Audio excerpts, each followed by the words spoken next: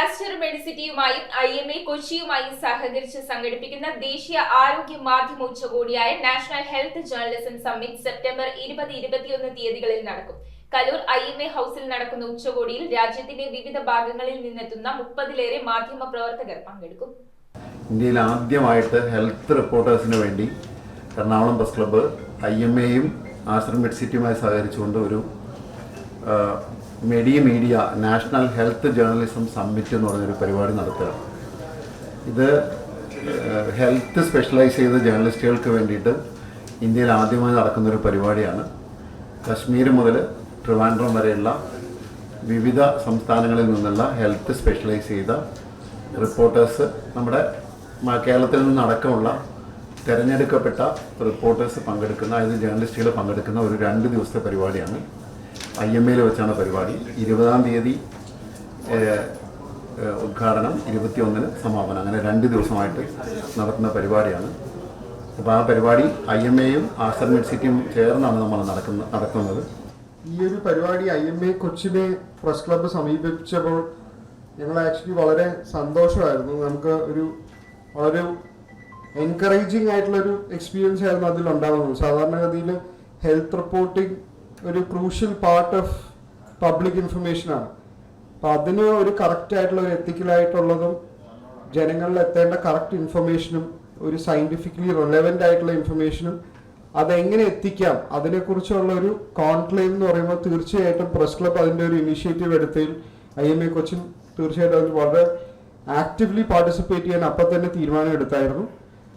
ഇങ്ങനത്തെ ഒരു സംരംഭം തീർച്ചയായിട്ടും ഇനിയും മുന്നോട്ടുണ്ടാവണം. അപ്പോൾ അതിൻ്റെ ഒരു തുടക്കം കുറിക്കാനായിട്ട് IMA കൊച്ചിൻ്റെ ഭാഗമായൊരു സന്തോഷമുണ്ട്. Aster Medicity has also joined us for this great initiative. ഈ ഒരു സമ്മിറ്റിൽ ബേസിക്കലി നമ്മൾ എങ്ങനെയാണ് പല ഹെൽത്ത് റിലേറ്റഡ് ന്യൂസ് എങ്ങനെ നമ്മൾ റിപ്പോർട്ട് ചെയ്യാം, അതിൻ്റെ ഒരു ഡിസ്കഷൻസും പല രീതിയിലുള്ള പാനൽ ഡിസ്കഷൻസ് പല ടോപ്പിക്സ് ആയിട്ട് ഡിവൈഡ് ചെയ്തിട്ട് അതിൽ ഡോക്ടേഴ്സ്, ജേർണലിസ്റ്റ്, ലോയേഴ്സ് പലരും ഇൻവോൾവ് ആയിട്ടുള്ള ഒരു പാനൽ ഡിസ്കഷൻസ് വെച്ചാണ് ഈ പ്രോഗ്രാം മുന്നോട്ട് കൊണ്ടുപോകാനായിട്ട് നമ്മൾ ഉദ്ദേശിച്ചിരിക്കുന്നത്. ഒരു active discussion where we try to come out with a guideline or a principle on which we will report health related news. എല്ലാവർക്കും നമസ്കാരം. ഇങ്ങനെ ഒരു കോൺക്ലേവ് ഇന്ത്യയിൽ ആദ്യമായിട്ട് സെറ്റ് ചെയ്യാൻ വേണ്ടി നമ്മളെ പ്രസ് ക്ലബ്ബ് നമ്മളെ അപ്രോച്ച് ചെയ്തപ്പോൾ നമ്മൾ ഒരുപാട് സന്തോഷത്തോടു കൂടിയാണ് ഇത് തുടക്കം കുറിക്കണം എന്ന് ആഗ്രഹിച്ചത്. അതിൻ്റെ കൂടെ IMA കൊച്ചിനും നമുക്ക് പൂർണ്ണ സഹകരണം തന്നു. അപ്പം ഇന്ന് സമകാലിക ഇന്ത്യയിൽ നടക്കുന്ന പല ഇൻഫർമേറ്റീവ് അല്ലെങ്കിൽ ഇൻഫർമേഷൻസ് പാസ് ചെയ്യുന്നതിലുള്ള കൺഫ്യൂഷൻസ് ഉണ്ട് ഒത്തിരി. ഇത് എസ്പെഷ്യലി ഓൺ നെഗറ്റീവ് ന്യൂസസ്.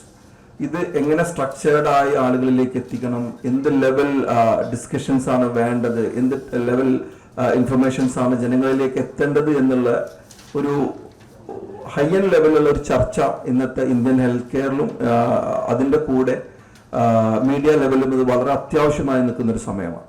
അപ്പം അത് കറക്റ്റ് ചെയ്തുകൊണ്ട് വലിയ ഒരു ലെവലിലൊരു പാൻ ഇന്ത്യ ലെവലിൽ നിന്നുള്ള അഡ്വക്കേറ്റ്സ്, ഡോക്ടേഴ്സ്, ഗവൺമെന്റ് ഓഫീഷ്യൽസ് എല്ലാവരും പങ്കെടുക്കുന്ന ഒരു വലിയ ആക്റ്റീവ് ഡിസ്കഷൻ തന്നെ അവിടെ ഉണ്ടാവുമെന്നാണ് ഞങ്ങൾ പ്രതീക്ഷിക്കുന്നത്. അപ്പോൾ അത് ചെയ്യാൻ പറ്റിയതിൽ IMA കൊച്ചിനോട് കൂടെയും നമ്മളുടെ പ്രസ് ക്ലബിന്റെ ഭാഗമായിട്ടും ചെയ്യാൻ പറ്റിയതിൽ ഞങ്ങൾക്ക് വളരെ സന്തോഷം.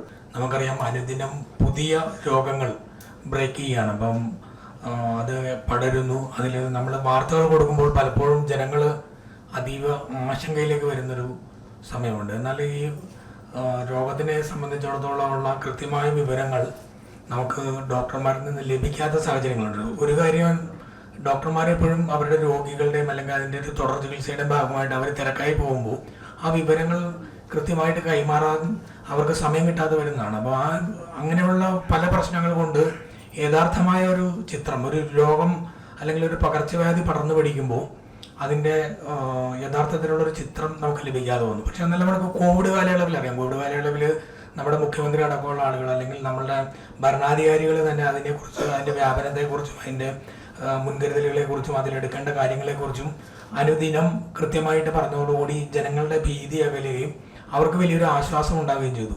അപ്പോൾ ഇനി നമ്മൾ ഈ കോവിഡിന് ശേഷമുള്ള റിപ്പോർട്ടിംഗ് അടക്കമാണ് നമ്മൾ ഇക്കാര്യത്തിൽ നമ്മൾ സംസാരിക്കുന്നത്. ഇതിന് കോവിഡ് അടക്കമുള്ള ഒരു കാലഘട്ടത്തിൽ ഒരു പുതിയ ഒരു രോഗം ബ്രേക്ക് ചെയ്താൽ അതിനെ എങ്ങനെ നേരിടണം എന്നുള്ളത് നമ്മുടെ ഇന്ത്യയുടെ പല ഭാഗത്ത് പുലിസ്റ്റർ പ്രൈസ് അടക്കം ലഭിച്ചിട്ടുള്ള വളരെ കൃതഹസ്ഥരായിട്ടുള്ള വളരെ സീനിയർ ആയിട്ടുള്ള ആളുകളാണ്.